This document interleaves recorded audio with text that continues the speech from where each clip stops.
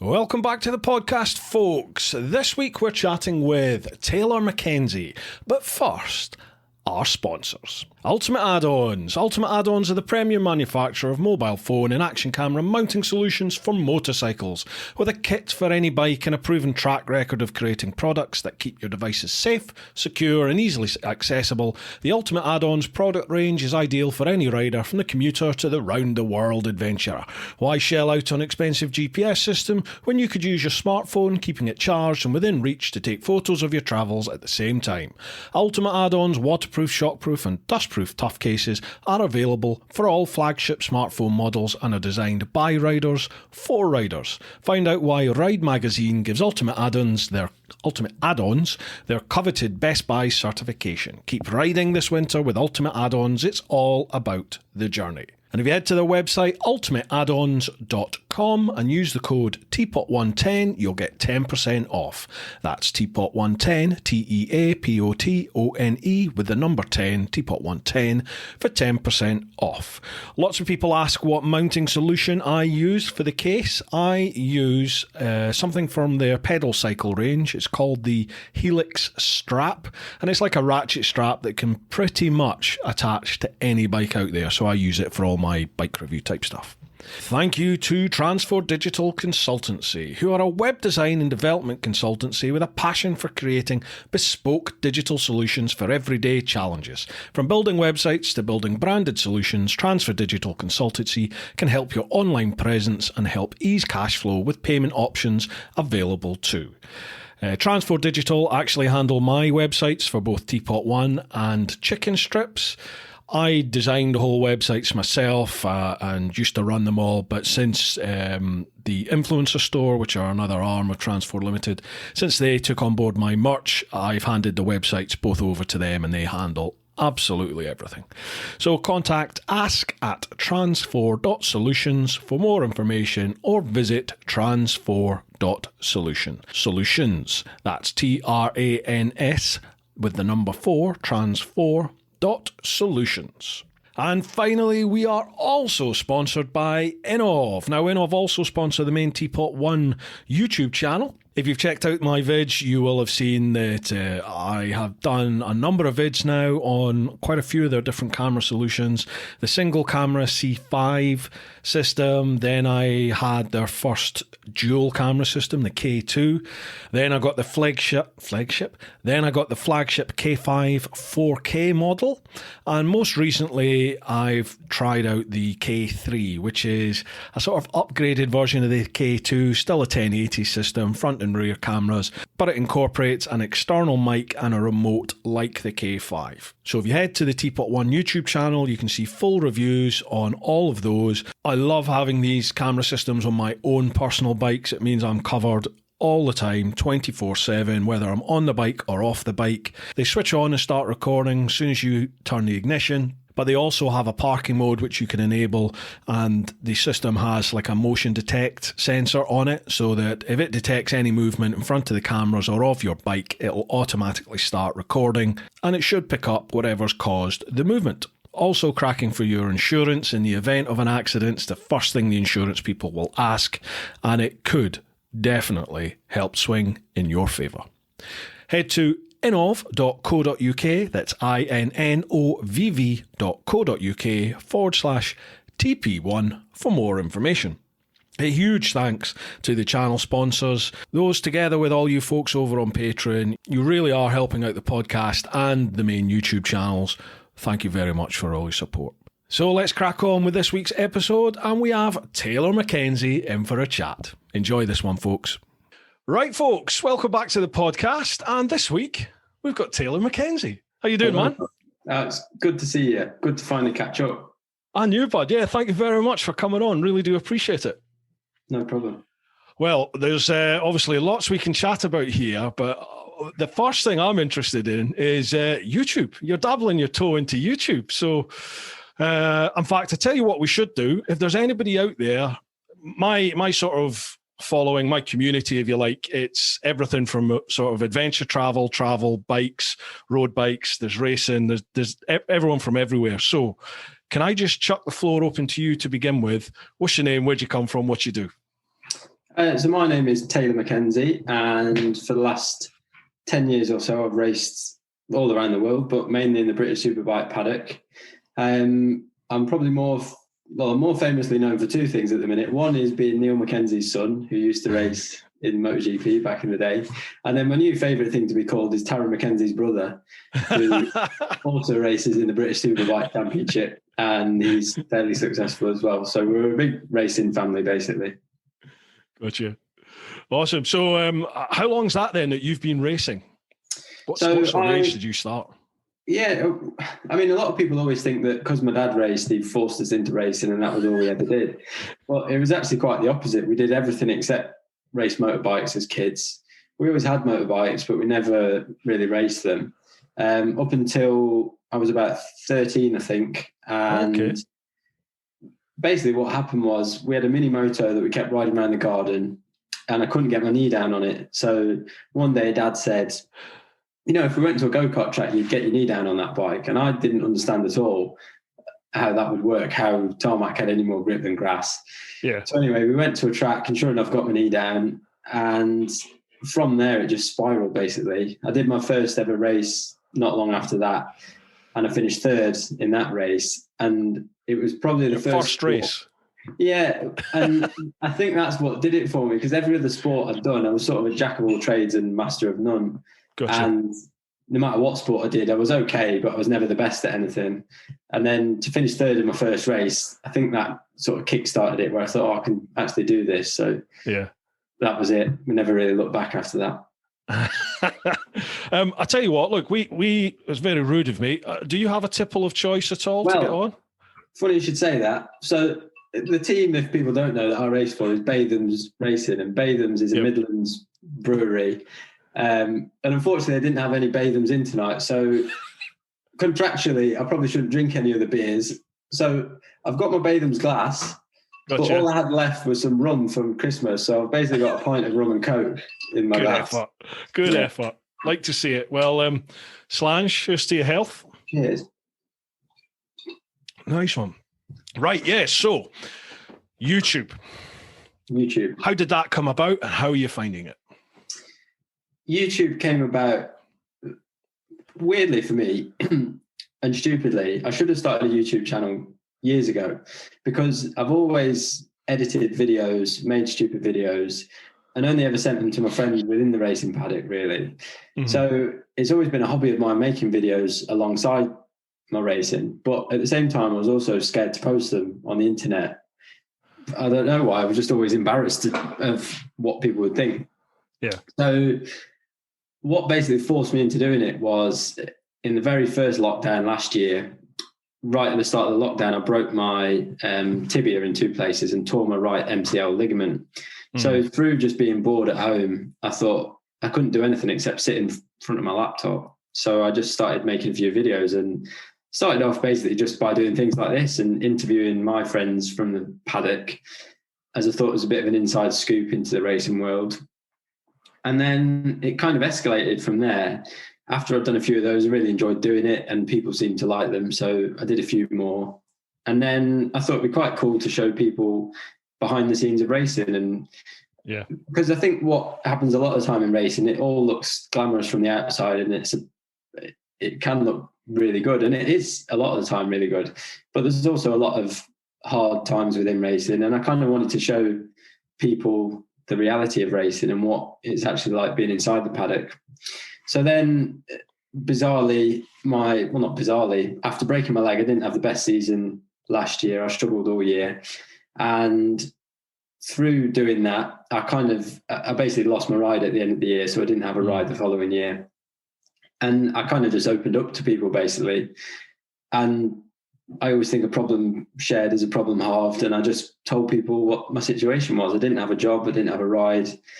And the reality for motorbike racing at the end of last year was it was tough financially for a lot of companies to sponsor teams and sponsor riders. So I kind of knew deep down that it'd be really hard to get a ride regardless next year. And coming off the back of a bad season, I opened up to my YouTube community. It was only a small community I've built, and just asked for people to help, basically. And the way people could help was just by watching my videos. And I was hoping that some of the ad revenue that the videos were making would contribute towards my racing.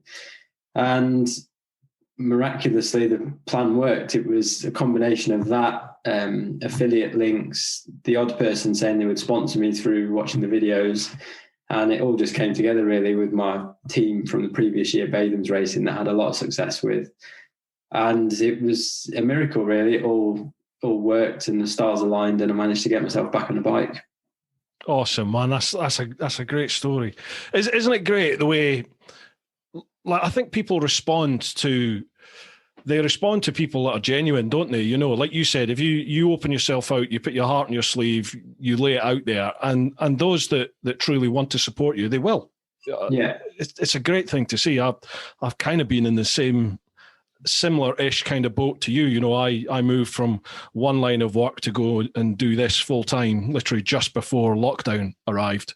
And, you know, without the support of my community, I certainly wouldn't be able to do this full-time, you know, with YouTube and the podcast and everything like that. So, yeah, it's quite humbling, isn't it? It is humbling. Yeah, and that was I'm a massive believer in that, in people being genuine, especially nowadays with social media. Things can get so misconstrued as to what people are actually like, and either love me or hate me, but you'll choose an opinion either way. But if you're genuine, you can stick to being who you are, and you don't have to try and pretend to be someone else. 100%.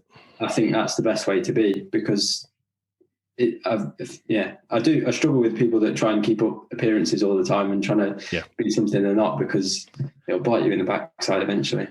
Absolutely. And in a community such as this, where you're sharing effectively your lives with people aren't daft. People sniff out bullshit, don't they? So for me, like, the one thing you have control of in life is your integrity, isn't it? So, you know, you go down one path or the other. So, right. The way things work on this podcast is I chuck up on my social media, and like you, I know you have a good, healthy Patreon following as well. I have the Patreon, so I post up on there on my socials and say, right, the next guest is such and such, and then people have a chance to post up the questions. I tend not to pre-read the questions, so they're as much of a surprise to me as they will be to you, I'm sure. And we just go from there. We see where it takes us. Okay, cool. All right. Sometimes it's about, like for you, sometimes it will be about racing, and other times it can be totally random, and we just see where it goes. Look forward to it. Awesome. So first off, folks, we'll go to the clan over on Patreon. So it's patreon.com/TeapotOne. First one, Mark Fulcher.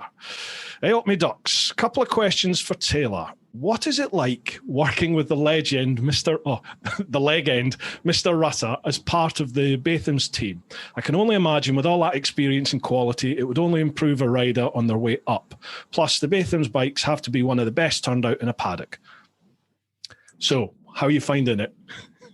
Michael Rutter is like the only way I can describe him is like a second dad to me, basically. He's a dad that he can say things that my dad wouldn't say to me, and he's just, I absolutely love racing for Michael. But the main reason being, because he's been there and done it, and he's been a racer, and he understands the paddock, and he understands how it works, that he is just the best team manager I could ever hope for. He's really supportive when he needs to be. He'll tell me when I'm wrong.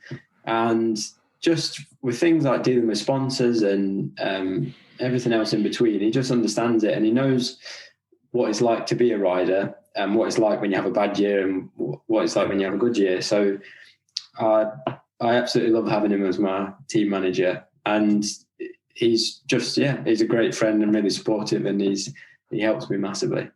He seems a fun character, you know. He's got that sort of dour persona, hasn't he? Like, grumpy bugger. But from what I've seen of him and heard of him, he's apparently quite a fun guy to be around.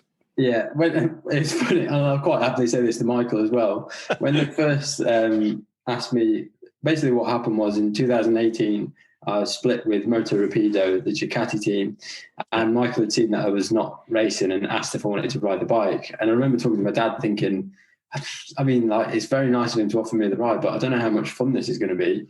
I've seen him around the paddock, and he's pretty miserable at the best of times. Never smiles, yeah. No, and then it turned out that front that he's got is the complete opposite. That he's the most funny, dry sense of humour bloke you'll ever meet. And my favourite quote from the team is, I think he either won a race or he stood on the podium once, and they said, "Michael, why are you not smiling?" He says, "I'm smiling on the inside." That's Michael. He's smiling on the inside, but the outside just doesn't show it. I've never met him. I'd love to meet him. Right, Fulch has another question here.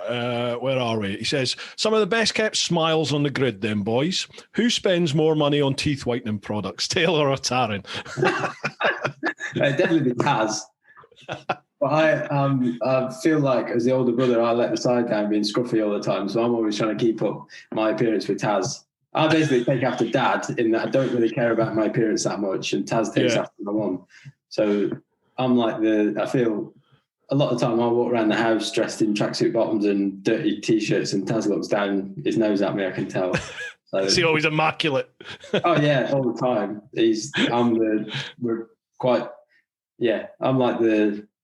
Well, I kind of have to look at Dad and make sure Dad's never got food down his top and things like that.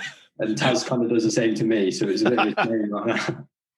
I've got to say, those sort of chats you do on YouTube with your dad, they're brilliant. The sort of relationship you guys have got is fantastic. Thanks very much. Yeah, we're really fortunate that the three of us are just best friends, really. We get on. Yeah. I mean, we spend so much time with each other, it'd be really hard if we didn't get on. But as we've seen a lot of father-son relationships over the years in racing, and it's not an easy relationship to stay healthy and strong, but yeah, we've managed to keep it fairly fun over the years. Awesome. Well, it certainly comes over. You certainly portray that on camera. It looks, they're a lot of fun. So if you've not checked them out, folks, head on over to Taylor's YouTube channel and check all them out. There'll be links in the video show notes, and if you listen to the podcast, check out the show notes. All Taylor's socials will be there. Last one from Fulch. Said, last I promise. Quick question for you both. Which UK track and on what bike? Mine's Cadwell on my Gix 1000R. Okay. Favourite UK track? For me, it's got to be Knockhill. It's my... Is it? Yeah. I'm actually going there on Monday, and I never get bored of riding around Knockhill. I absolutely love it. And bike, I mean, I'm not saying this because I'm contractually obliged to say this, but the bike I've gelled with the most over the years has been a BMW S1000RR, and so that would be my bike of choice. But I would also love to have a go on a MotoGP bike at some point. That would be a massive box to tick. So, oh god, yeah, MotoGP bikes. What is you've had a shot at the new M1, haven't you? The M1000RR. Yeah. What's that like? Come on. Yeah, it's awesome. I stupidly, naively didn't read the write-up when the bike first come out. I saw that it got wings. I thought, this looks fancy. It'll be really good. Yeah. I hadn't realised how different the bike is. It's got a completely different engine. It's got different brakes. It's got lots of different parts. When I got on it, it does feel like a different bike altogether, and it's a big step forward. So, yeah, I'm chuffed to be racing one this year. I've not even sat on it. I just saw it. I was doing a thing with BMW and with their new RT, and they showed us the M version of the RR. And this thing, it basically just looked like a blooming World Superbike sat there with wing mirrors on it. And I'm like, what? That it can go on the road? It's nuts. Yeah. For me, favourite track for the UK. I've not done many tracks in the UK, to be honest. I keep getting like Brands Hatch is just up the road from me. I'm just in Kent, and I keep getting told that the GP circuit at Brands is one of the best in the country. But I've never done the GP. I've only ever done the little Indy circuit. Oh, you're missing the trick there. Yeah, the GP track outside of Knockhill, Donington Park, Brands Hatch, and Alton Park. They're like three big. Donington Park not so much. There's a nice fast and flowing track, but Alton and Brands are like big roller coasters. They're really good fun. Nice.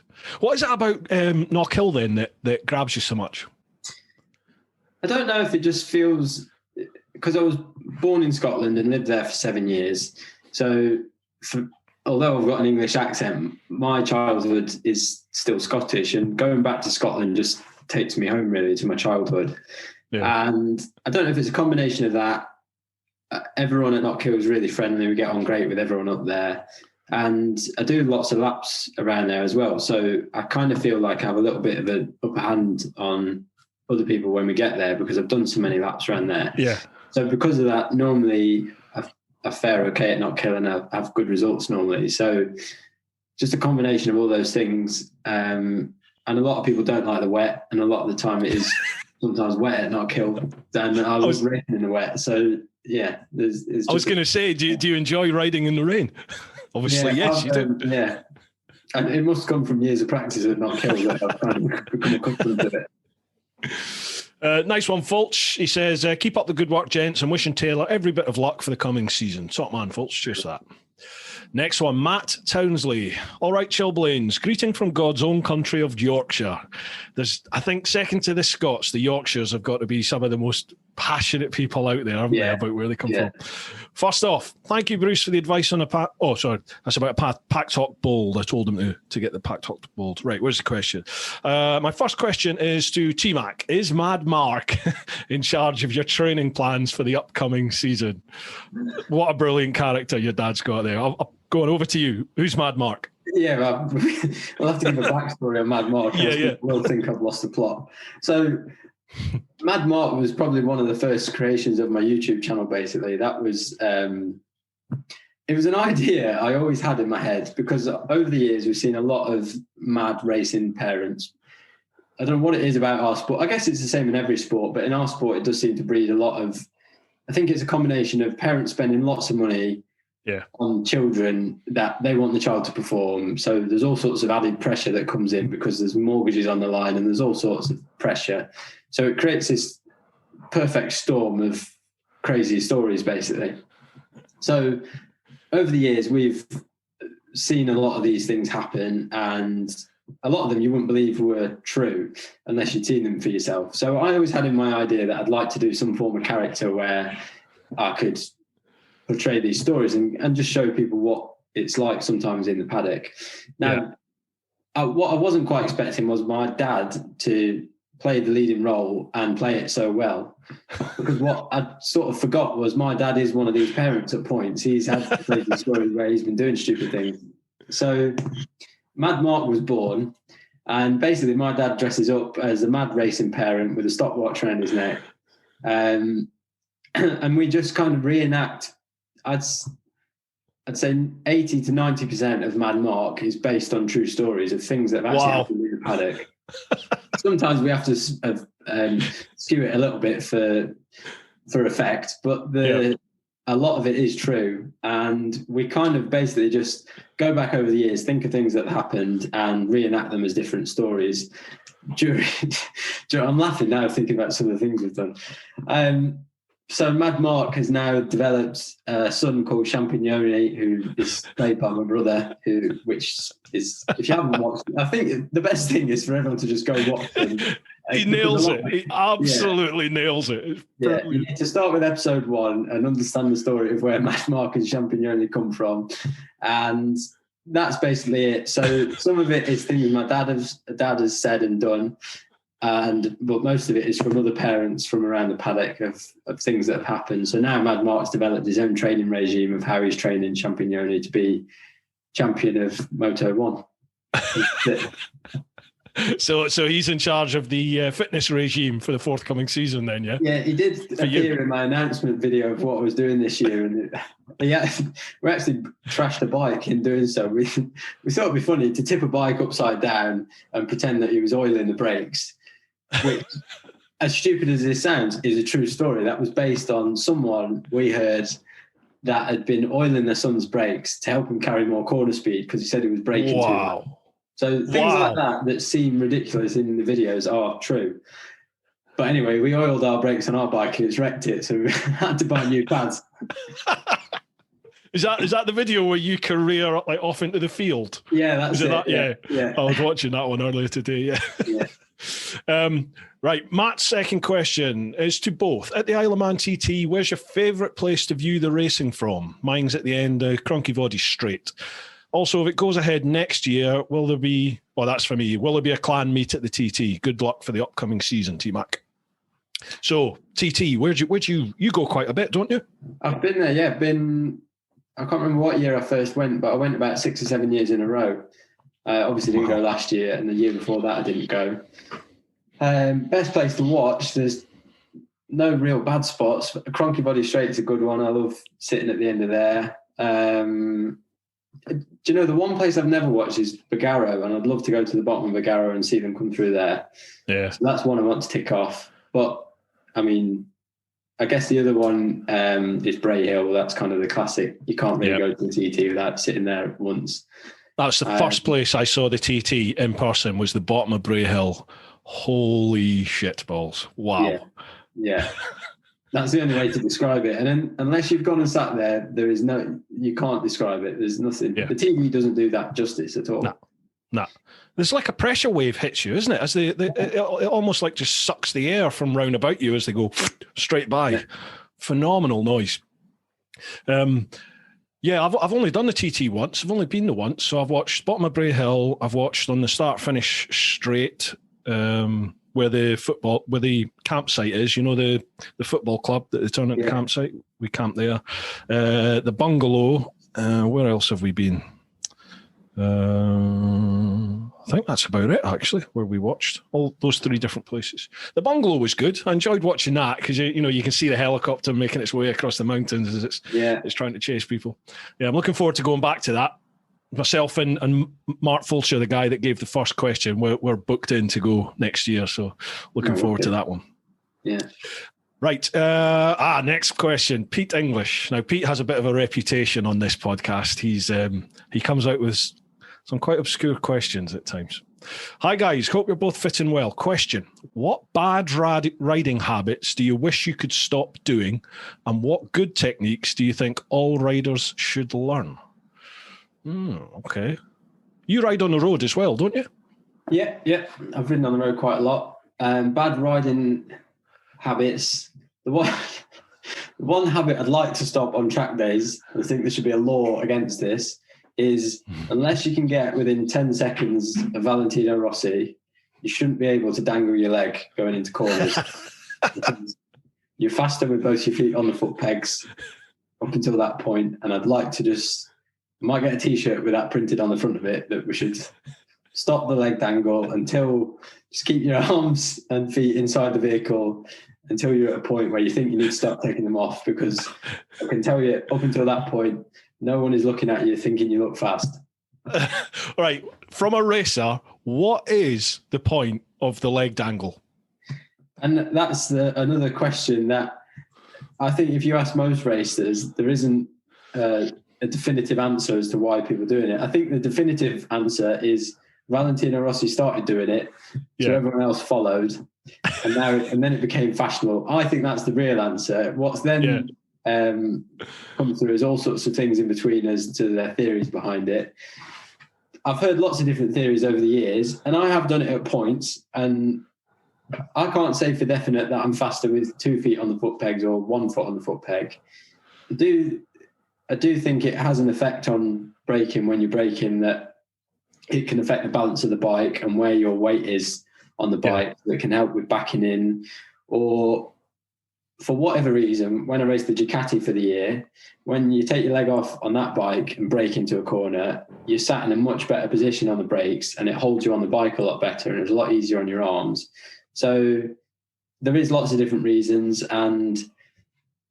but I do think the main reason is because Rossi did it, and then everyone else. I'm sure Rossi just has a giggle to himself and thought, I'm going to see if I can get everyone to start taking their legs off. Do you think he just sits there when he sees other people doing it and goes, I started that. Does absolutely nothing, but I started that. Yeah. It's my gift. Yeah. My gift to you. Right, so what about on the road then? What bad riding? Do you have bad riding habits on the road? You must ride like a lunatic, surely. No, I'm the complete opposite. Are you? Like Miss Daisy, yeah. I'm very boring on the road and in a car. A bad riding habit on the road when I'm abroad is that whenever I see the crest of a hill, I can't help but try and pull a wheelie. It's probably not the best riding habit to instill in people trying to learn to ride. I think if you can wheelie, then why not? It never gets old, no matter how many. I'm just still enjoying doing wheelies. So, and apart from that, a bad riding habit I see other people doing is getting too close to the white line. If, for instance, you go around a right-hand corner, crossing the white line I don't know. It freaks me out a bit. If you just never know what's coming around the corner. Absolutely. And, yep. Yeah. So go on. Yeah, the amount of people that have their head, like you said, they have their head and shoulders over the white line, like into the oncoming lane. You're like, oh my God, that ain't going to end well. You were saying about wheelies. I just did the next level wheelie school. Was it last weekend? I think it was last weekend. Yeah. I had a chap on the podcast who's actually one of my patrons, a chap called Martin Yoxall, and he lost his leg 20 odd years ago in an accident. A car sort of T-boned him and it sliced his leg off, his left leg off. So or was it his right leg? So yeah, so he's an amputee from below the knee. He said, "You got to come and do this wheelie school. It's great fun." So we went to do it. And I was getting out wheelied by effectively a pirate. So I kept telling him, I'm being out wheelied by a pirate here. He was hammering it down the runway. Right, okay. So, what good techniques do you think all riders should learn? Good technique for me is looking through the corner as far as you can. I'm still a student in that respect, in that I'm trying to do it more and more, because the further you can look in front, the easier. A way I try and explain it on track days, when I'm instructing on track days, is if you imagine you're driving on the motorway in a car and you look at the floor right next to you, it's going along really fast. But if you look at the hills in the distance, everything like slows down and you see things coming a lot earlier. And I think keeping your head up and looking as far in front as you can is definitely a good habit to get into as much as you can. Definitely, yeah. You get, and on the road, you get more information, don't you? Which gives you more time to plan, which means your positioning is better, you're safer. One thing that really, really struck me was I had Dom and Chrissy from Chasing the Racing. I had them on the podcast and was chatting away to them. And they were chatting about braking. And they were saying how for the racers, like for me, I don't know if you know, but I used to be Old Bill. I was a copper up until about a year ago. Didn't know that. Yeah, it's been good talking to you. Yeah, I know. That's often the reaction. And when we're taught to drive and to ride on the road, you're taught a technique called lemon braking. So it's like, you sort of gently brake, then really firmly brake, then gently brake. And Dom and Chrissy were saying, no, we go full on and then ease off. I was like, what? Seriously? And he says, yeah, you almost just grab at the brake and give it beans and then he's straight off. How does that work? I mean, is that what you do? I take it all racers must do that. I think they do, but if you not to pick fault with them, but only because I've thought about this a lot on track days, and although they will be braking, if you look at a graph of their braking, it will be really hard at first and then easy off. And the reason you do that is because when you're braking upright, you've got biggest contact patch with the tarmac and you've got your most amount of braking force. And as you start turning in, the contact patch reduces, you've got less and less grip. So you have to start releasing the brake on a track. But what you also do without realizing it is, although you do grab a big handful at first, there is a tiny bit of that isn't 100% straight away, because if you do just grab the brake fully, there's no weight on the front tyre and you'd lock the and you'd crash. So although they do grab a big handful at first, there is still a tiny transition period where you have to load the suspension onto the tyre and then you can brake as hard as you want. But yeah. The depth of feel you guys must have, and ladies must have there, to know there must be, there's got to be that finite point, isn't there, in between just enough preload in that instant second and too much, and then that's it, gone.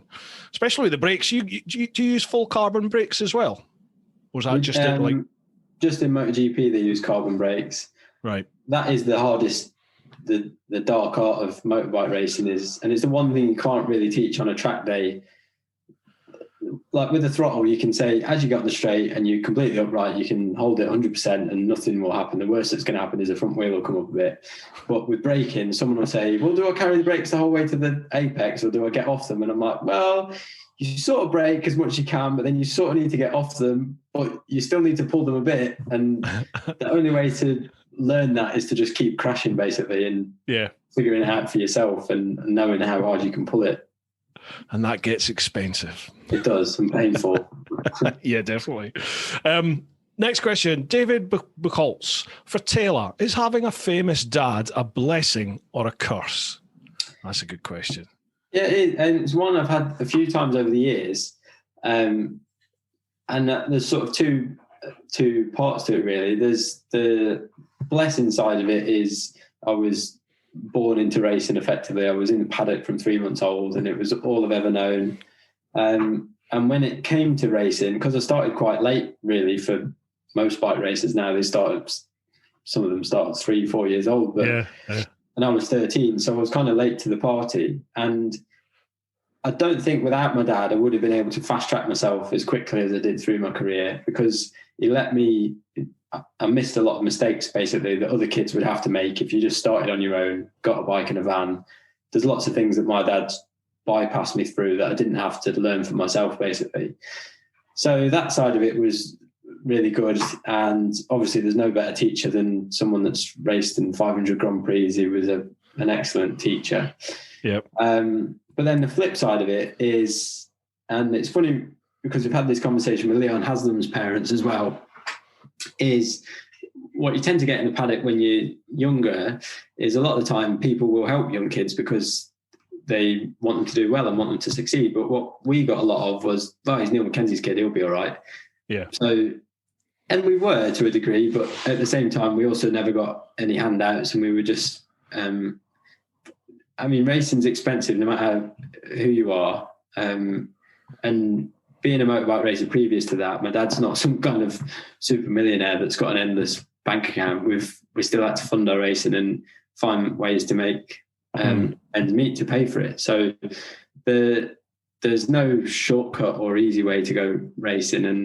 And although having a famous dad helped in a lot of ways, it's also it's quite funny for me as a 14-year-old. I got quite a lot of attention because it was Neil Mackenzie's kid coming through, and because of that I also got a lot of stick, which I find quite funny now because people were just abusing a 14-year-old child basically on the internet, and I just find it hilarious. But what they didn't see is a lot of people would go, he's only got that because of his dad. Well, my dad could only take me to the track. He wasn't riding the bike as well. You've still got to ride the bike round and try and win races. So it was funny back in the day. And then, and it's probably even harder, really, in a sense, because people have more expectation for you, don't they? They expect you to be of a certain standard, I suppose. Yeah. Whether that's realistic or not, they do. Neil Mackenzie's your dad, therefore, you're going to be good. Yeah, and you have the spotlight on you straight away, whether that be a good thing or bad thing. And for me, I don't know. When I was younger, my dad was just my dad, so I wasn't around in the 1980s to watch him race, so I didn't understand who he was really. I knew he raced bikes, but I didn't see him. The thing that used to make me laugh was I'd have blokes come up to me at the NEC when I was like 9 years old and be walking around with my dad, and he'd go, "What's it like having Neil Mackenzie as your dad?" And I'm like 9 years old thinking, I don't know, he's my dad. He's exactly. Yeah. So it was. Yeah, it's all I've ever known, though, really. So, yeah. Did you find, like, I'm just thinking, like, my son now is 23, and he's the calmest, nicest, most easygoing lad going. But even in his teens, he could be a little shit at times, when you're just, there's no telling him he knows best. Yeah. And when you're a racer and your dad is Neil Mackenzie and he's trying to impart some wisdom on you, that must have been hard for you and him at that sort of stage in life when you're like, look, I know what I'm doing, fuck her off. Yeah, there was definitely, I was really good for a lot of years. And in my whole racing career, I've only ever had one fallout with my dad in all those years. And it was a half an hour fallout and we made up. And there was a definite turning point. He remembers the story better than I do. I can't remember what happened, but there was a point where I think I do know what it was. He said something about, I come in after a session, I've not done very well. And he just started ranting at me, telling me how bad I was. And I just went, yeah, well, that's all very well, tell me how bad I am, but what can I do better? Like, can you try and tell me something? That was the first time I ever stood up and said, hang on a minute. And that was a bit of a changing point. And after that, it was a bit more of an open discussion where I could kind of give my opinion and he gave his, rather than him just giving me his opinion. As a child, I was quite quiet, I guess. I was confident enough to talk to other adults, but I was never a child that would answer back, and definitely not to my dad. I wouldn't answer back that much, so I just kind of got on with it until the point where puberty hit, and I let him know what I thought. Yeah, exactly. Who was that one from? That was from David, wasn't it? Cheers, David. Thank you for that. Next one, Peter Hamzadeh. Hi, loving the podcasts, and I've been enjoying Taylor's YouTube channel. Cheers, Pete. Keep up the good work, chaps, and best of luck to T for the season. Great to see him back with Bathams. Looking forward to ceramic coating your bike. As Pete does that as a sort of side business, he does the Super Shield automotive ceramic. I think he's messaged me. I've passed his details on to the team. Awesome. Nice one. Yeah. He never misses an opportunity, does Pete? Yeah. First question. Taylor, have you noticed a big difference between the S1000RR and the M1000RR? And do you think once you have it tuned and dialed in, it will be vastly better? Yeah, it definitely will be, I think. Yeah. I don't want to get too carried away, because until you've raced the bike at the first time and you've seen it, because I've done this a lot of years, and I've spoke to Michael Rutter about this, that you can get on a bike and it feel like the best thing ever. And just because the bike feels the best thing ever, until you've got sat and done 12 laps on it with a race start and in the middle of everyone. Like some years I've ridden bikes where it feels really nice, but it feels really nice because it's quite slow off the corner, but you don't realise it's slow off the corner until you get in a race with someone, and then you realise you're losing a tenth off the corners, and then suddenly it's the worst bike in the world because you're losing a tenth and you're trying to make it up all the time. So until I've raced it, I'll reserve judgment until then, but my first impressions of it were really good, and so far so good. So I'm looking forward to racing it. Yeah, can't wait to see how you get on with it. What's your most memorable race and why? There's quite a few over the years, for good and bad reasons. I guess my best ever race was in 2011. For people that don't know, I raced in Grand Prix that year in 125s, and on a Sunday morning in Jerez at the Spanish Grand Prix, I'd qualified, I think 16th or 14th in the dry, and the heavens opened. And for whatever reason, I just had the best race of my life, and I finished fifth. It's the not kill effect. It was like not kill, but Spain. Not kill, Jerez. Yeah, similar.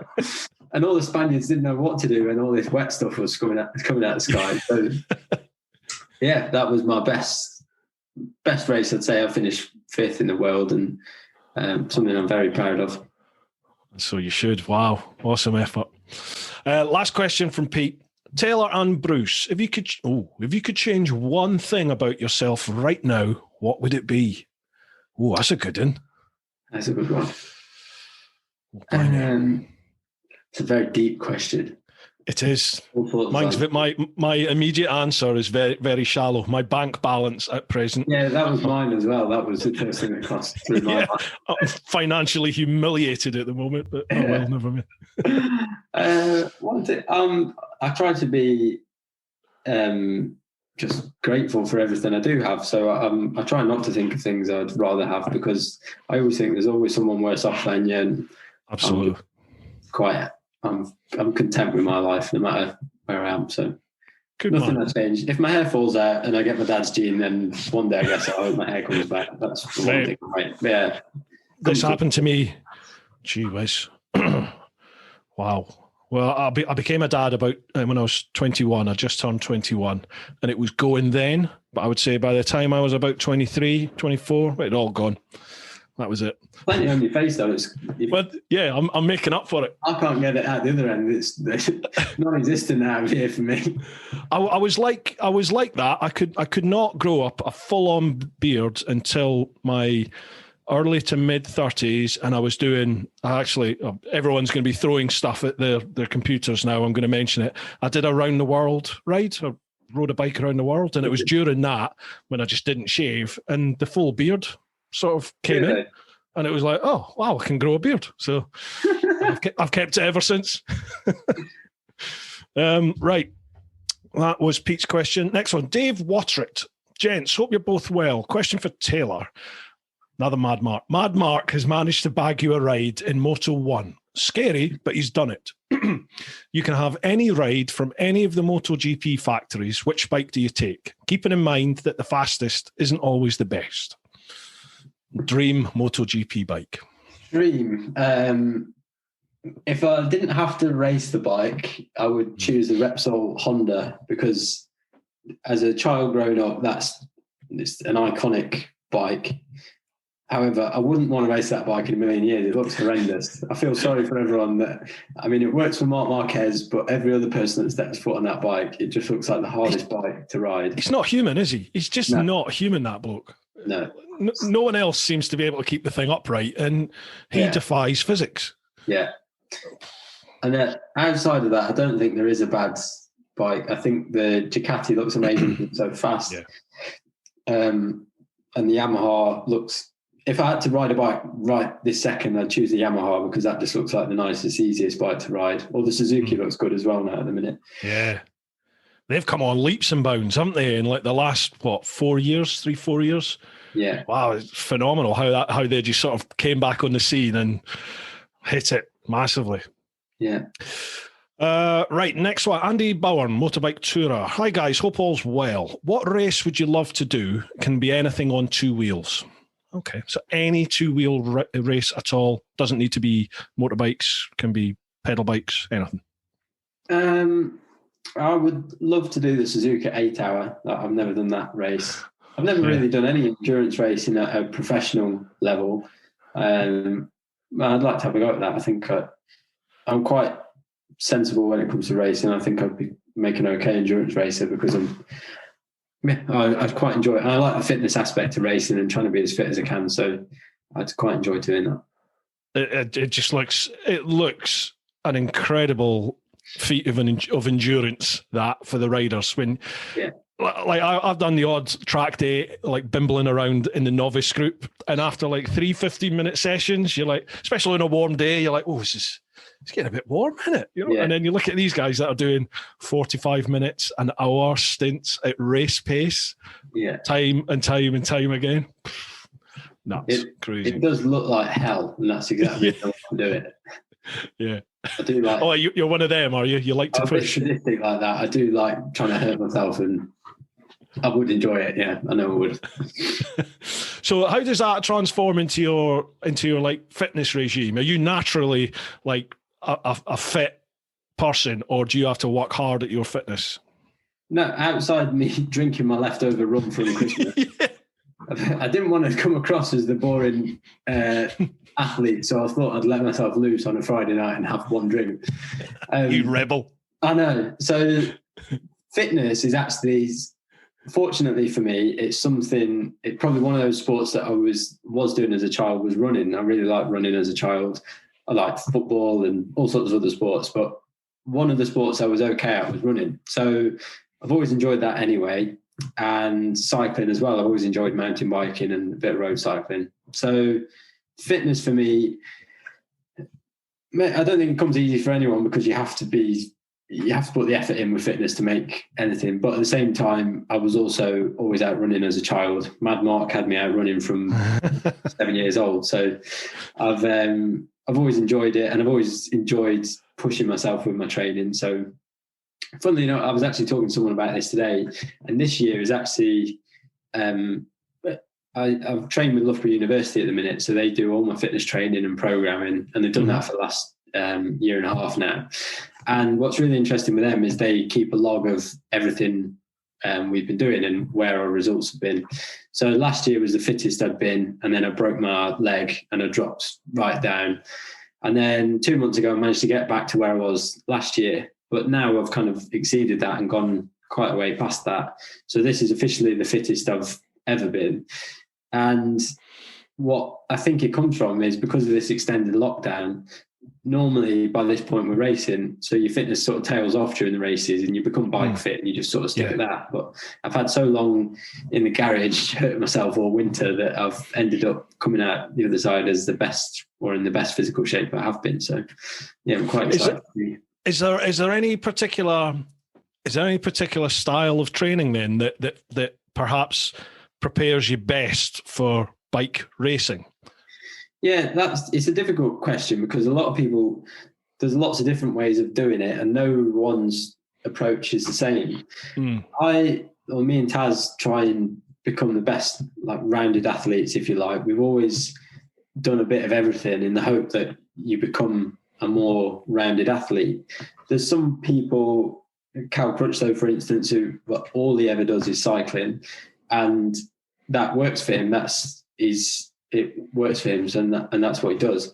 And then there's other people like Marquez who runs, cycles. You see him out motocrossing, riding bikes.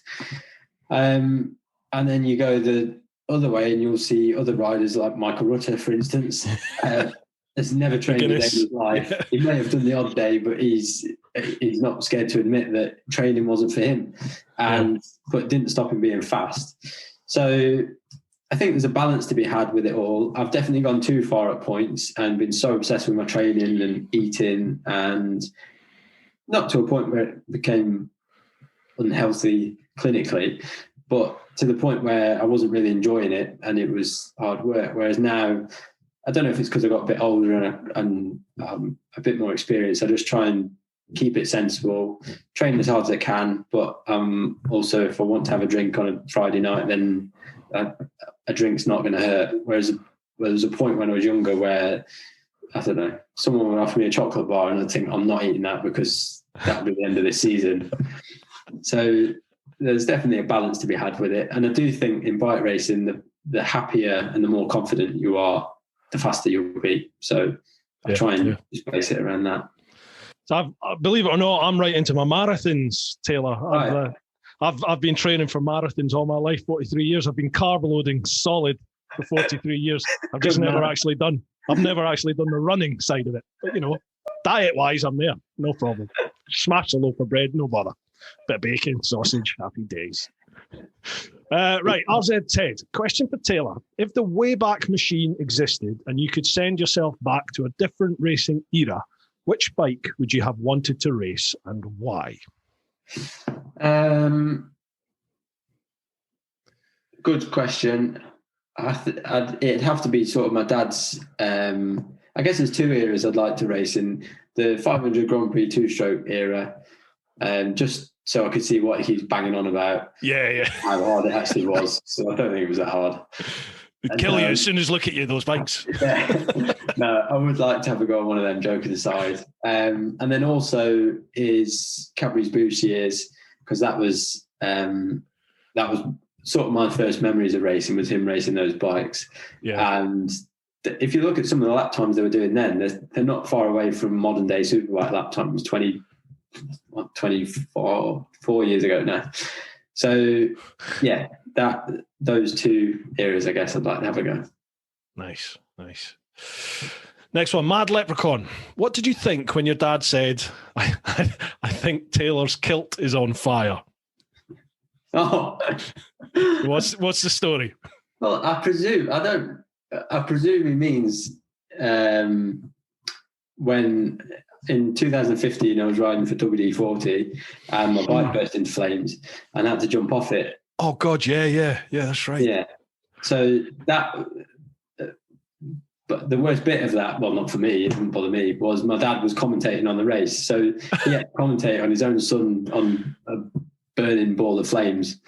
And luckily I got away injury-free and escaped the whole thing. But yeah, it was quite funny watching it back after listening to my dad. If you listen to his commentary back, there's a definite where he goes like, and then he's that's trying my to boy. compose himself. Yeah. I mean, that for anyone that's not familiar with this, you are in the middle of a race on a superbike, cranking on, and literally your bike is on fire, and it seems to take you a while to notice that it is on fire, but then once you do, you bail. What sort of speed were you doing when you effectively jumped off the bike? Well, it was at Snetterton. For anyone that's been there, there's a tight right-hander that starts coming onto the back straight. So approaching it, you're probably doing about 70 mile an hour. But what the reason it took so long to get off it was the frame on that bike, for whatever reason, was really hot all year. So whenever I rode that bike, it was already warm, no matter when I rode it. So the engine had dropped a valve and I was riding it back to the pits to come back. And it was feeling hot. And I never thought anything of it at first. So I got a bike warm. And then I thought, my legs are hot. And then I sort of came out the left before that really tight right. And I looked down. And as I looked down, there was like flames coming out the top of the airbox, flames coming out the side near my foot. And it's weird. Obviously, it's all happening really fast and you don't really have time to think. But the first thing was my brain went, your bike's on fire. And then I thought, right, well, you're on fire, but you're not actually burning yet. And you're still obviously doing 70 mile an hour. So the other part of your brain thinks, well, don't jump off now because that's going to hurt more than the current fire that's on us. So I tried to slow down as much as I could and thought I'll get to the grass and jump off, obviously hoping I would slow down to a stop so I could jump off. Yeah. But as I sort of veered towards the grass and started slowing down, the only way I could describe it is if you got a lighter and put it under your arm, there's that split second where it doesn't do anything and then you feel the burn. Then you feel it. Instant where you feel the burn, I basically just had that on my whole entire leg. Just all of a sudden just went, Jesus. I felt this feeling. So although it looks like I quite calmly jump and step off the back of the bike and I planned that, I got to the grass and that feeling just went, whoa, and I just jumped off basically. And stupidly, we've got bikes that we ride on in the back garden. And for whatever reason, we went through a phase where every time we crashed, it was easier than getting trapped under the bike to just sort of jump off the back of it. So I'd actually practiced jumping a bit off the back. The muscle memory, yeah. Yeah, so I kind of jumped off like that. And luckily I didn't get caught up with it. And the bike went one way and I went the other. And it had melted right through my boot to my sock. Jeez. It didn't actually burn my foot. So I was incredible, really. Yeah, literally like a couple of seconds more and my foot would have at least been burnt, if nothing else, yeah. Bloody hell. Yeah. Wow. And that is on YouTube for everybody to see. Yeah. And that'll be Neil Mackenzie's son, Tarran Mackenzie's brother, or that kid that set on fire once. They're the three things. No matter what else I do in my career, that defines me. I'll look for that for the thumbnail then for this. Yeah. Next one. Are you okay for time, by the way? Yeah, fine. Yeah, lovely. Peter Budgeon. Hi, Taylor. Is there any circuit, section or bend you find particularly challenging? One place I've never really gelled with is Hall Bends at Cadwell Park. I don't know what it is about that. It's a right, left. And for whatever reason, I never feel like I'm that fast through there. I never think I lose that much time in a race. So I don't think it's actually a hindrance, but I never get through there and think, God, that was really good. I always get through there and think, you went in too fast to the first right and messed up the left, or I go in too slow to the first right and so could have gone through there faster and I feel too slow in the left. So for whatever reason, I always feel like that through there. I never quite, I don't know what it is about that section, but yeah. And we're probably talking hundreds of seconds here, are we? The time difference that you think, oh, that's slow. Yeah, and it's only a feeling. It's not necessarily that I am slow in that sector, but I always get through it and think, wasn't sure about that. I never feel like I've got the best out of the track there. I've always fancied doing I've just been the novice group, but I've always fancied doing a track day at Cadwell because you see everyone wheeling off the mountain and everything. You just think, oh, that looks the nuts. But I know I would shit it, definitely. I can't do a wheelie without panicking and shutting off the throttle every time. It's bloody annoying. It's the automatic. Like as soon as the front wheel comes up, you think shit and roll off the throttle every time. Yeah. I can't get that switch to go in my head just to keep it pinned. Yeah. Right, last one of the Patreon questions. The Bolt Hole Biker. Hi Taylor, I've been really loving your channel, and it's fantastic that you have managed to get a ride this year and for a great team. I've been following your dad's great maintenance advice on the channel, and my question is, which oil specifically does he recommend as the best for the brake discs? We'll use cooking oil too. used cooking oil is okay, but what he recommends the most is recycled engine oil. So when you're changing your oil, and now, this is an Mackenzie fact, he drains bikes in our garage, and there's tubs of oil all around our garage that he then uses to lube the chains. And that's fact. That's what he does in our house. Okay. So we would probably recommend that you use that on the brakes too. On the brakes as well, just to give you that extra bit of corner speed. Yeah, I like it. He doesn't like any waste. You know, someo's actually going to do that. Someone's going to watch those videos. I just put a disclaimer in here. I had to put a disclaimer in my video because someone, I think they were American, said you should put a disclaimer in this because you will get sued. But I didn't really think of it until an American person said you could get sued for this. So there's a disclaimer in the bottom of my description. Said don't do that. Well, you just never know, do you? I know, but I think you should just be allowed.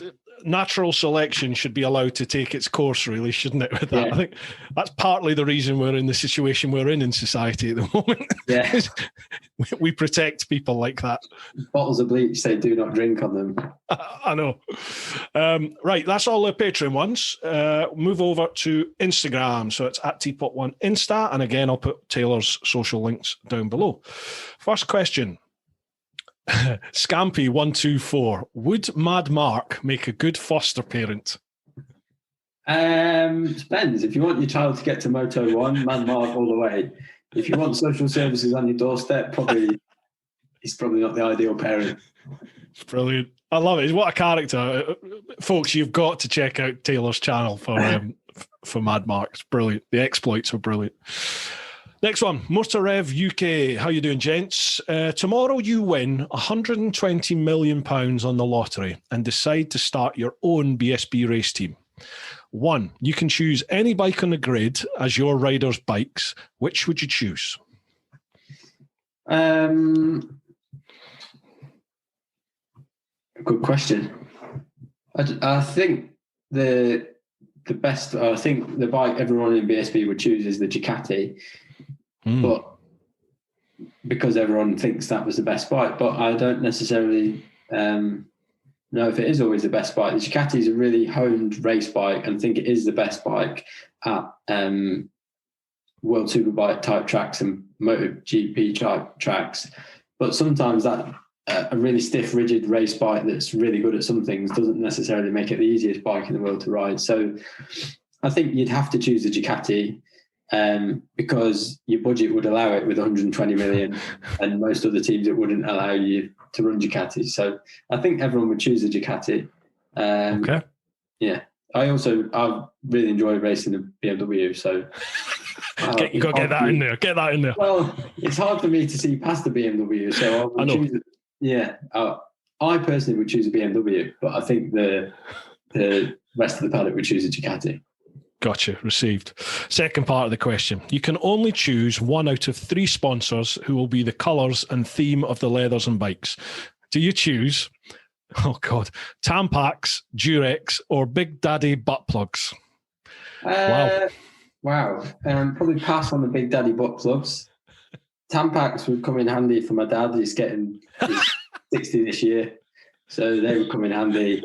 And Durex are always handy because I can hardly look after myself, let alone children. So, I'll go with Tampax because that's probably going to save me in the long run because I can chuck them my dad's way and save me having to buy them when he's in the nursing home. Okay. And the last part, you and your dad receive a ticket for the MotoGP. If your dad enters, he wins the MotoGP title. If you enter, you come 10th in the championship. Who do you decide gets the ticket? Oh, my dad. I'd pay not to see myself finish 10th in a championship. I would love to race in MotoGP, but I also wouldn't love to race to finish 10th. So yeah. And I'd love to see now being older, I'd love to be able to watch my dad race. I bet. Yeah. And do you watch any of his old races now? Yeah, we've watched a lot of them. And I do feel sorry for my dad because there was a few races where he could have won a MotoGP or 500 Grand Prix. And for whatever reason, like at Laguna Seca, he was leading by a long way and his brake disc warped. So he got caught and didn't win, finished third. So he had 7 third places. And although he'll tell you he's really grateful for them, which he is, it would have been a nice box for him to tick to win a Grand Prix. So I'd definitely let him win a MotoGP championship. Nice one. Right, this one's not a question, but it's just Phil from Paint Nation. I know you did some stuff with Phil. I saw him today, actually. Yeah. Did you? Yeah. Oh, so he just says legend. Nice one. How did you find it doing the painting, the airbrushing? I absolutely loved it. We for people who didn't see it, I'm basically restoring a Yamaha TY80 at the minute, and I've completely finished it now. The tank was the last bit. Phil had it, and he polished it for me this week, and dropped it off today. So I've rattle canned loads of stuff over the years, just like pit bike frames or fairings or anything in the garage, not to any great level. And it was really good for me because I'm quite artistic. I enjoy all that side of it anyway. And Phil just took me through basically how to paint a tank and do it properly. And he's turned up with the tank today. Now it's polished and immaculate. And I look at it and can't believe I've done it because it just... And it was only through Phil's guidance that I managed to do that. So I did really enjoy doing it. I think we're actually, as a bit of a video, we're going to paint my helmets for this year together. So he's going to take me through it. And I don't know how much of it I'm going to paint. I don't want to paint that much, to be honest, because I want them to look good. Did you see he did a live stream a couple of nights ago? Where he was actually painting a lid live, and I think it was maybe to give people an idea as to the work that goes into these. It's nuts, isn't it? It's phenomenal, the effort that goes into that. I said that to him today, that it completely blows my mind. It blew my mind anyway, because I knew that it took him a long time, but just masking off red and black. Yeah. It was like a full day. Admittedly, if it was still doing it on his own, it would be a lot faster. But and my brain still can't comprehend painting something white, then covering it up, then painting it black, then covering it up, then painting it red, because I can't quite picture what that's going to look like. I've definitely masked the right bit off. And he does, that's not even the beginning of where he goes with his work. So, it fascinates me, Phil's work. He's done some amazing work. I do admire people that have that sort of that creative ability and creative foresight. Like me, that's what I struggle with, the creative side of like video production and stuff. Like I'm quite good at copying, so if I see a technique that somebody's used, I'm like, oh, okay. And as long as I can picture in my mind how they've done it, I can replicate it. But to just sit there and come up with an idea, I really struggle with stuff like that. So to see people like Phil that can literally have it in their mind and just pour that out. Wow. I had Phil on the podcast actually last year at some point, so hopefully might be doing some stuff with him again. Next one, Scampy124. Have we not had Scampy on before? Oh yeah, he's one of the first questions. Scampy124, will Taylor be able to do the whole season with just the YouTube funding? People think if you're on YouTube, you're a millionaire, don't they? Straight away. The YouTubers with Lamborghinis don't do anyone. Sorry, before we go on to that, can I just rewind and just give a massive shout out to Phil for anyone that's not seen, because Phil really did just save the day with my paintwork for that Yamaha project, and he's just a legend. So if everyone could go subscribe to Phil, I appreciate it, because he does some amazing helmet painting. So I just wanted to chuck that in there. Top man, that's very kind of you. No, and YouTube money, right? Not what it's cracked up to be. In all honesty. No, basically, to go racing in Superstock, I did the calculations on how much it would cost with a team, and saw that one. To do it properly, the bare minimum was 177 grand. So I'll tell you now, I'm a million miles away from good luck. 177 grand through YouTube. But that wasn't to say that it wasn't enough to pay for things like tyres and fuel and a lot of little bits during the year that help a team keep going, because there's big expenses that come with a team, like buying a bike, a truck, things like that. Which, if you can already, I couldn't, and that was the reason I couldn't go it alone, because I wouldn't have the money that you need to set it all up to start with, because that's another huge expense on top of that.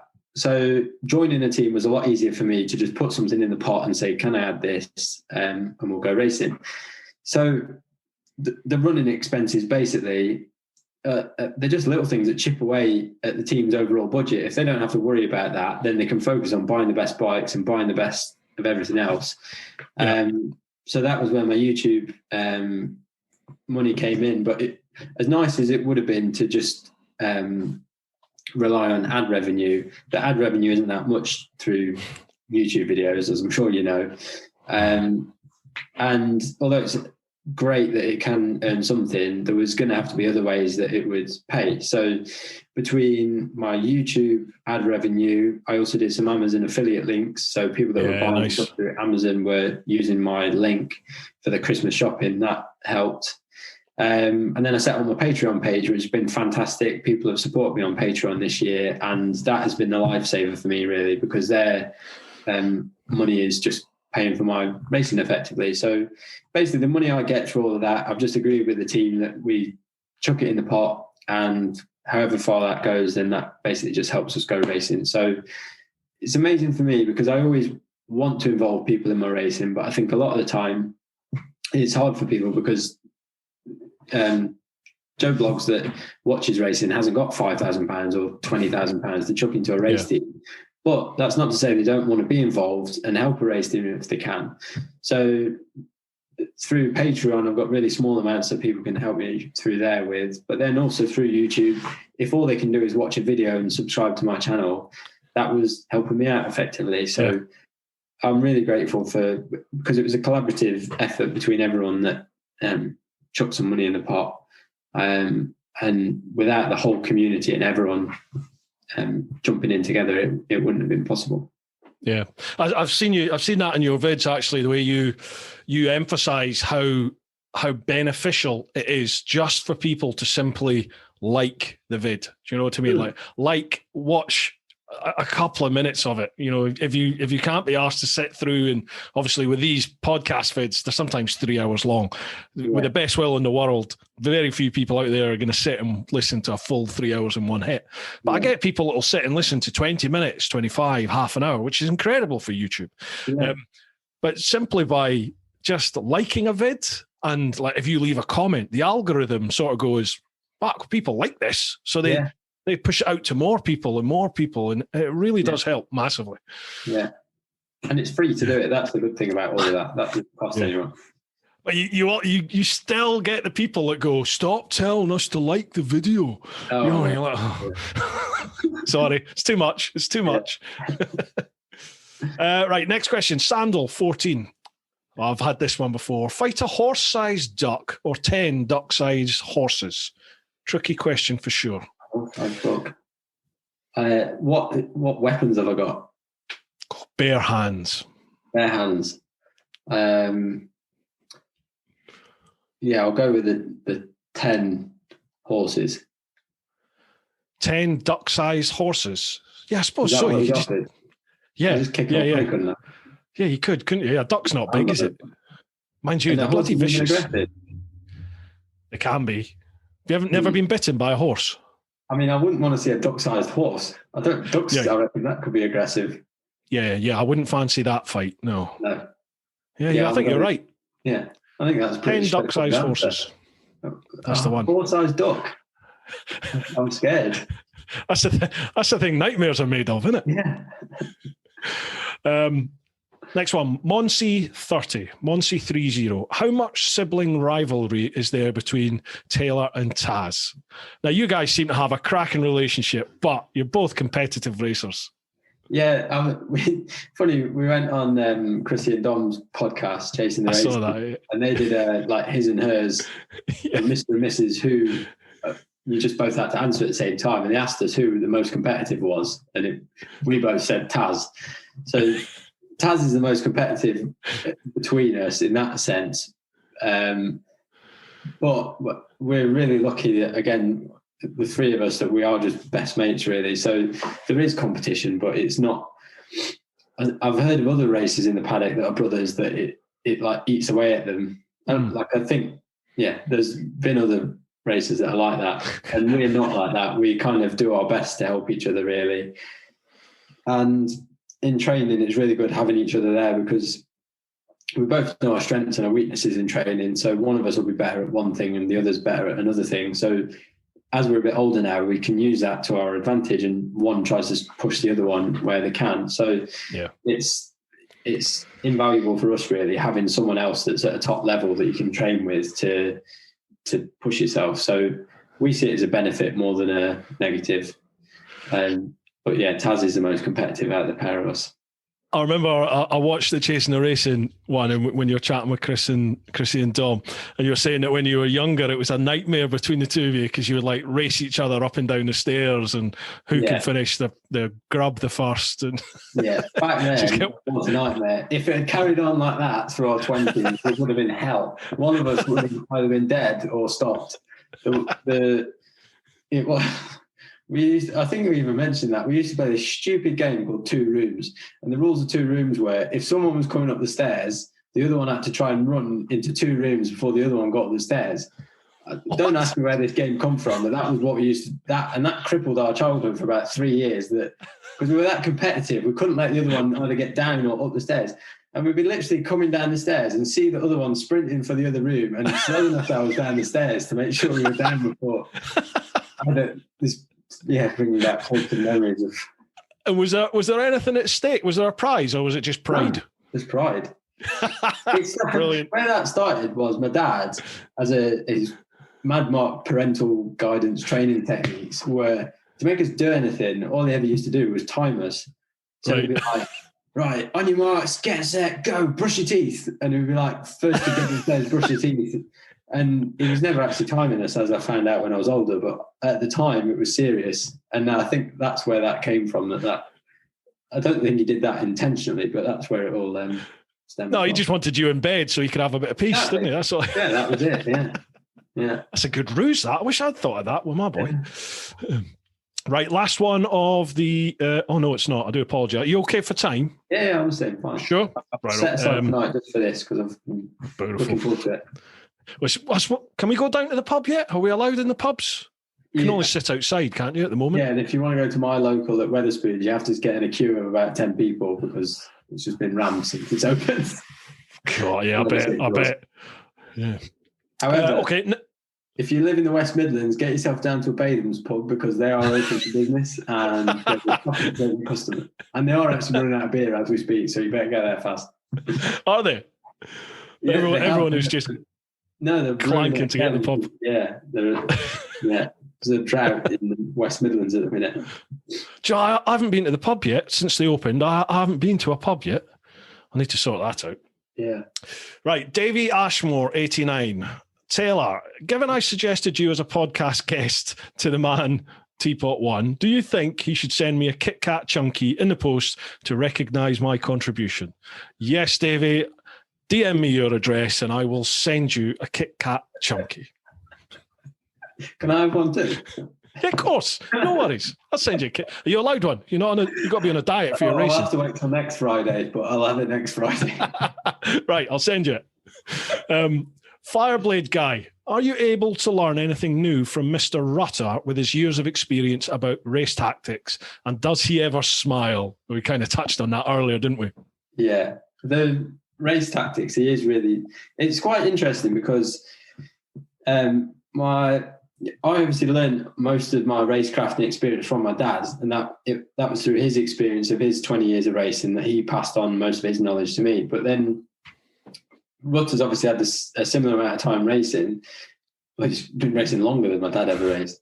But he's obviously carved his career path and done things his way. And then I've learned a load more stuff off him that Dad never taught me, or he never did it in his racing. So it's been quite interesting for me having someone else that's been there and done it, that's been really open with me and teaching me stuff. And you're never too old to learn, so I'm constantly learning and trying to improve myself. And that's he's been really good for that. Yeah, awesome. I'd imagine it's quite a nice feeling for your dad as well to know that, you know, his boy, you are sort of under the wing of someone like Rutter, you know, who's sort of who's been at that level consistently that he was, with the amount of experience and contacts that he has. Yeah. Yeah, nice. Good. Well, I can't wait to see how the season goes for you, man. Next one, 6 a day 9. Who do you think will be your biggest rival, Mossy, Farmer or Rouse? I think there'll be more than just those three as well. I tried to never underestimate anyone, because especially in Superstock, there's always someone that will come up and surprise you. Yeah. And if I don't mention every name in the podcast now, someone will bite me in the arse and they'll go, "You never even mentioned him at the start." Yeah, I know. Yeah. So I won't mention any names, but those three are really good competitive riders. Chrissy obviously won it last year. Yeah. Keith I've raced against a lot in the past. I love racing against Keith. He's probably one of my toughest competitors I've had. Luke Mossy is a really fast Superbike rider. He's won British Superbike races, so he's not going to be slow. And then there's Tim and Tom Neve are really good. They're up-and-coming riders, and the rest of the field, there's no slow riders in Superstock, so there'll be plenty more of them coming up through the ranks. So I'm not underestimating anyone until we've finished the season. And you probably ask me the question again in 9 months, and I'll give you another answer. It's a really exciting sort of championship to watch as well, the Superstock, isn't it? Just because for that reason, there's so many people out there itching to get at it, and it's not affordable for every like Joe Man, but it's the more sort of affordable-ish kind of. Yeah. Alan B1, this sounds grumpy. Hang on, where was that? Sorry, apologies, mate. Sorry. Alan B1, what one or maybe two things from the biking world really grinds your gears? I'll get on my soapbox here and say that although the biking community as a whole is pretty incredible, we do like to create unnecessary divisions. For example, Harley riders versus the rest, sports bike riders versus adventure riders, and spend time and effort trying to put other groups down just because they're different.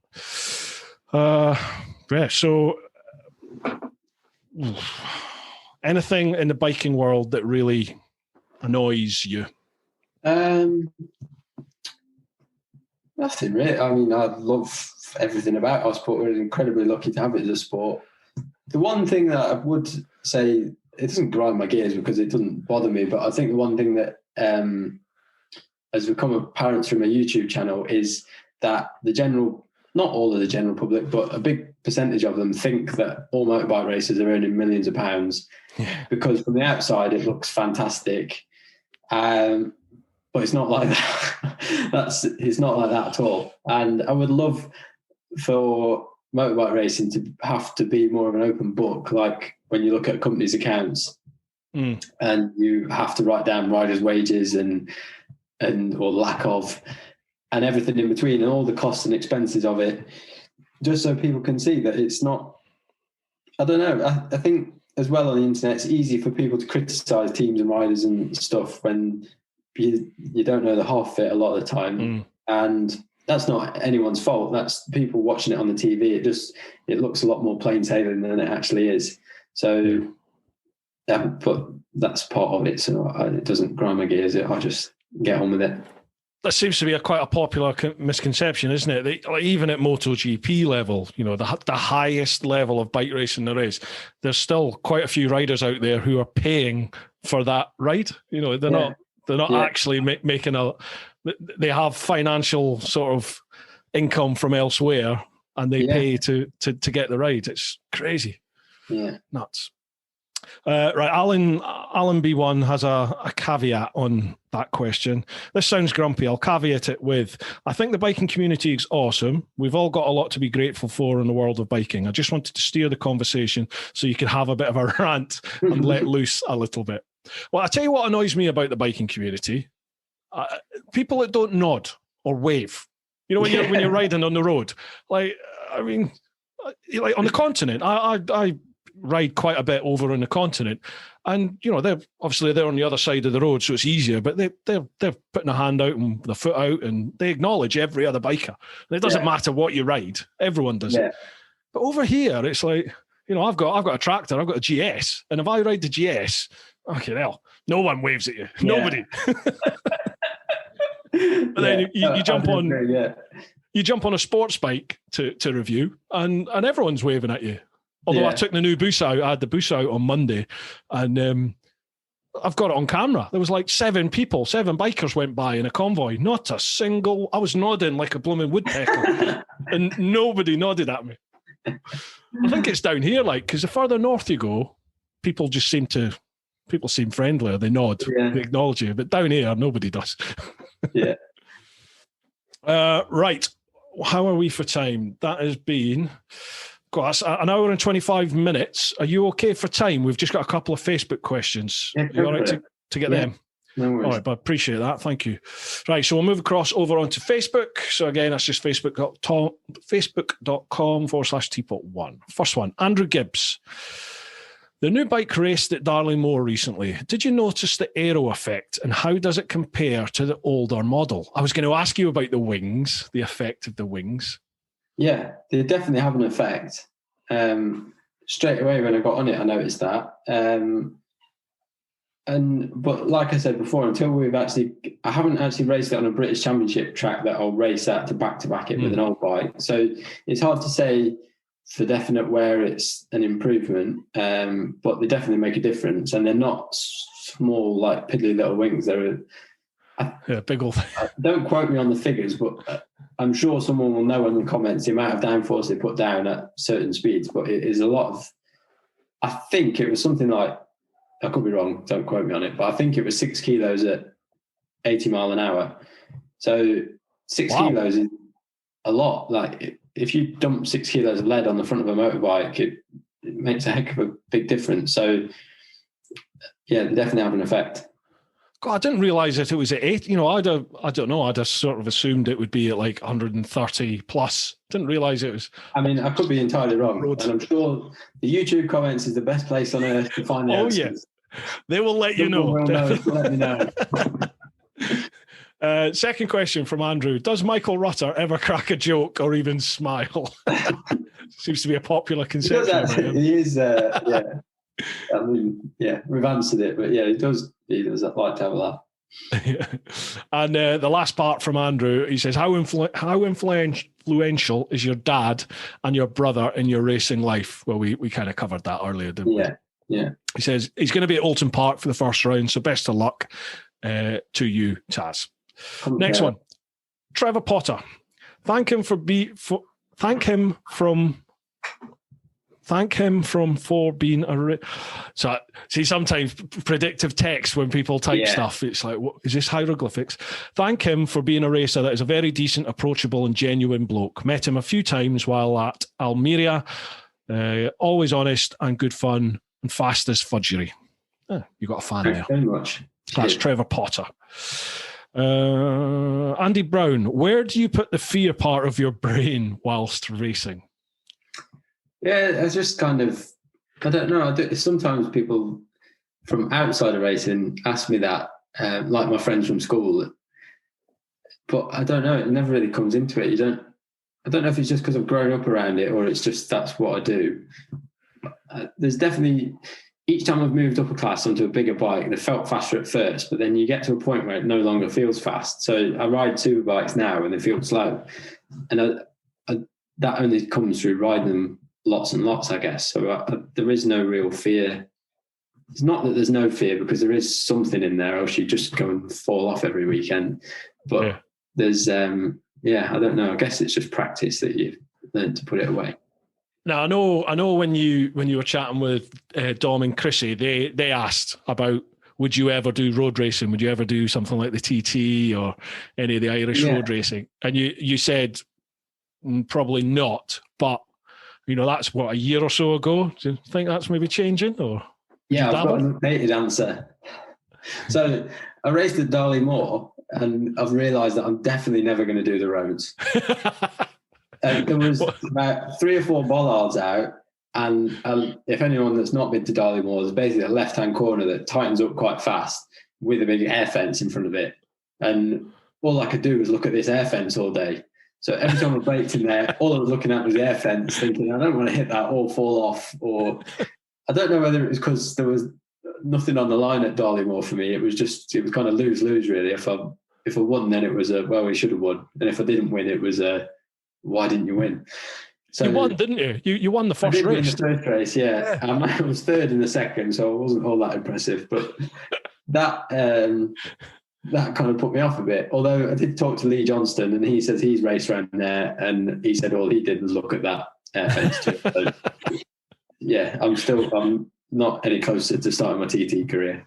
Yeah, Dom sort of, I can't remember if it was Dom or somebody when they were asking questions challenged me and Dom, but basically Dom has now said he's going to put me on the back of either my GS or a bike that we can get hold of, and he'll do a lap of the TT circuit with me on the back. So that is the last thing I will be signing myself up for, unless you've got really good life insurance. I've been on track with Dom at the MCN Motorcycle Live Show, and sitting on the back of any bike around any track, not something I'd want to be doing. Serious indemnity signed. Yeah, I'm like 3 times his weight as well. I'm 20 stone, and it's like we're just going to wheelie everywhere. Yeah, I am really joking. Tom's a really good racer, but he was scary racing at the MCN Thunderdome with me. He was. They're a really good combination, those two, him and Chrissy, aren't they? Really it's a funny podcast, that. Next one, Christos Vasquez. I do apologise, Christos, if that's not how you pronounce your surname. Vasquez. Happy to see you back racing, Taylor. What would you suggest to never do for beginner track riders? Thanks. So what's the worst mistake for beginners on the track? Beginners on the track. The worst mistake, there's a lot of, where do you even start? There's a lot of things not to do. All right, I've got the best thing. The best thing that I always try and teach people is to be as smooth as you can with a bike. So whether that be using the brakes or the throttle, if you're smooth in the way that you brake, so it goes back to what we were talking about earlier. If you're going to brake, the first part of your braking should be really gentle at first, and then you gradually squeeze it harder. And the same with the throttle, you just touch the throttle at first, and then you gradually open the throttle. And as long as you do that, 90% of the time, 100% of the time, you'll be perfectly safe, because the bike's always going to give you a warning if you ride it like that.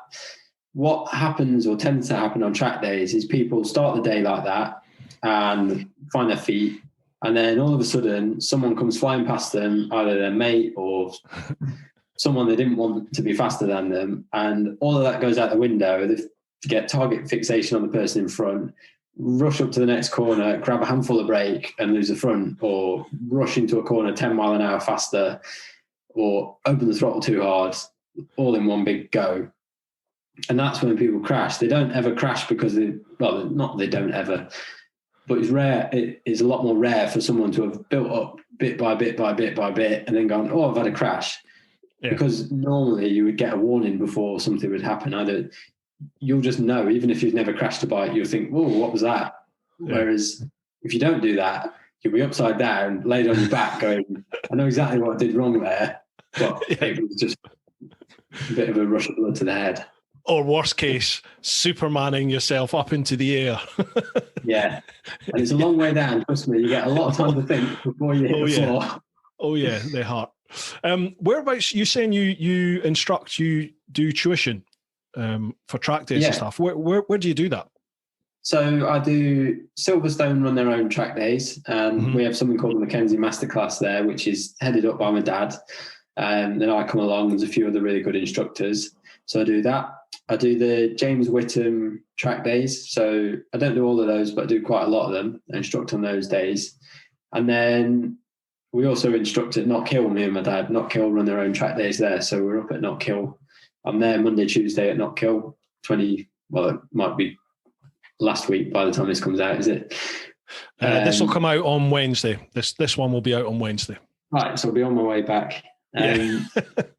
And so they're the three that I mainly do. Awesome.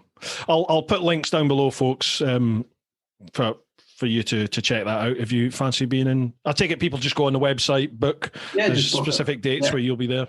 If you do want to make it a day where I'm there, I mean, it makes no financial difference to me. I'm there working anyway. But if you do want to bump into me, just message me on any of my social medias, and I can tell you for definite if I'm going to be there that day.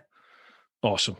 Right, last one of the social media questions. Jeff X Davies, congrats on getting your ride together for this year. And is your dad really as tight as you make out? No, we do joke. He is tight, but he's not as tight as we make out.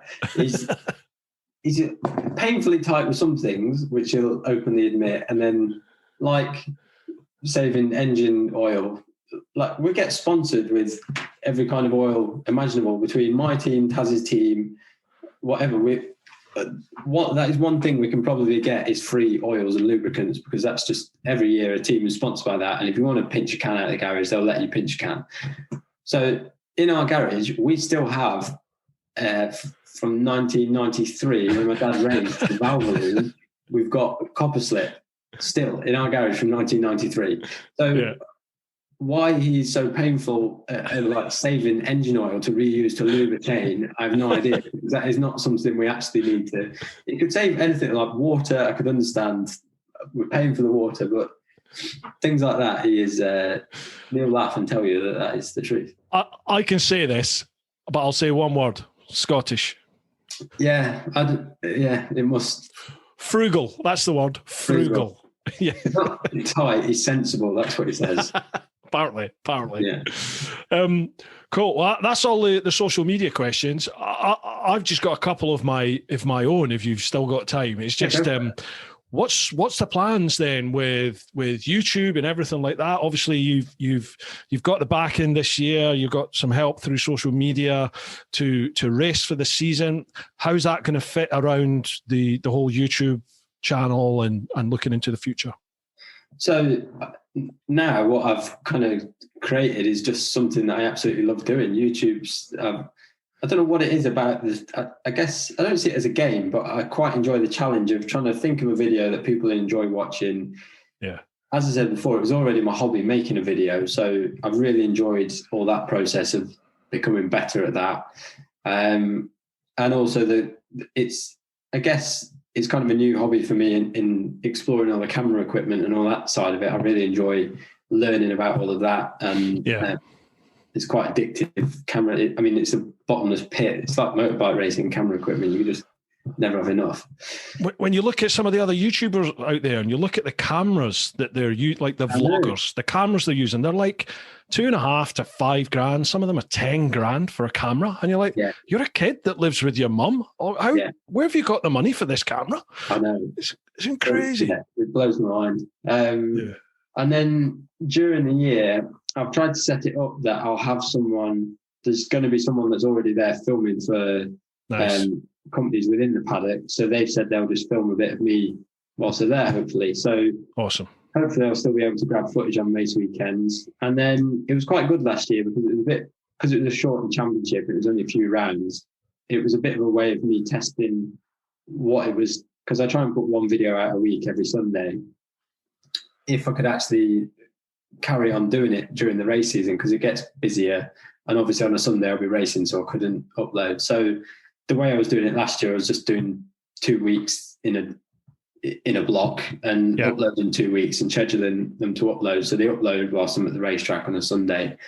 And it worked quite well. I kind of just backed a few videos up and then chucked them in as and when I needed them. And I've changed the way I did it a bit. I went from every week, I was just kind of chasing my tail and just about getting a video uploaded on a Sunday. Now I try and have like a week where I'll do 3 or 4 videos in a week and upload them. And that way it's just a bit easier for me.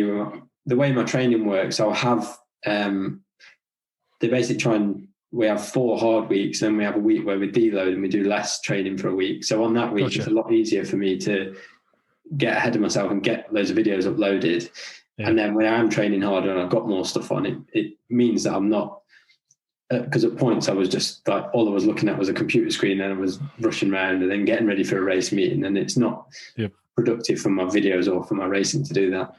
It swallows your life, doesn't it? Once you get into the editing, because what I found was I would spend too long editing. You know, I would literally be like out of the week, 5 full sort of 16-hour days editing. The tiniest little detail that I'm spending hours over a transition or color grade.